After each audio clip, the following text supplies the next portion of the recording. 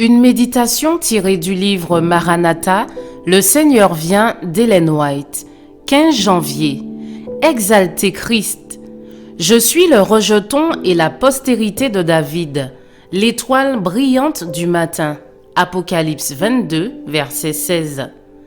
Les dangers des derniers jours sont sur nous, et dans notre travail, nous devons avertir les gens au sujet du danger qu'ils courent. Les scènes solennelles que la prophétie a révélées ne doivent pas être négligées. Si nos frères étaient réveillés ne serait-ce qu'à moitié, s'ils se rendaient compte de la proximité des événements décrits dans l'Apocalypse, ils accompliraient une réforme dans nos églises et beaucoup croiraient au message. Nous n'avons pas de temps à perdre. Dieu nous demande de veiller sur les âmes desquelles il nous demandera des comptes. Présenter des principes nouveaux et élever la vérité claire. Elle sera comme une épée à double tranchant. Mais ne vous montrez pas trop disposé à assumer une attitude polémique. Il y a des occasions où nous devons rester tranquilles pour voir le salut de Dieu. Laissez parler Daniel et l'Apocalypse et dites ce qu'est la vérité. Mais quel que soit l'aspect du thème qui est présenté, exaltez Jésus comme centre de toute espérance, le rejeton et la postérité de David, l'étoile brillante du matin. Nous n'approfondissons pas suffisamment la vérité.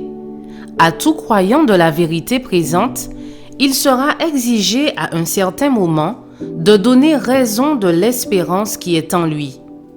Les fils de Dieu doivent être appelés en présence des rois, des princes, des gouverneurs et des grands hommes de la terre, et ceux-ci doivent savoir quelle est la vérité. Ils doivent être des hommes et des femmes convertis. Dieu peut vous enseigner en un moment, par son esprit, plus que ce que vous pourriez apprendre des grands hommes de la terre. L'univers est en train d'observer le conflit qui se développe sur la terre. À un coût infini, Dieu a donné à tout homme une opportunité de connaître ce qui peut le rendre sage à salut. Avec quelle avidité les anges observent-ils pour voir qui profitera de cette opportunité? Quand un message est présenté aux enfants de Dieu, ils ne doivent pas s'opposer à lui. Ils doivent aller à la Bible, le comparer avec la loi et le témoignage. Et s'ils ne supportent pas cette épreuve, ce n'est pas la vérité. Dieu veut que notre esprit se développe. Il désire placer sa grâce sur nous. Nous pouvons avoir un banquet de bonnes choses tous les jours, car Dieu peut ouvrir tous les trésors du ciel pour nous. Je vous souhaite une excellente journée. Que Dieu vous bénisse.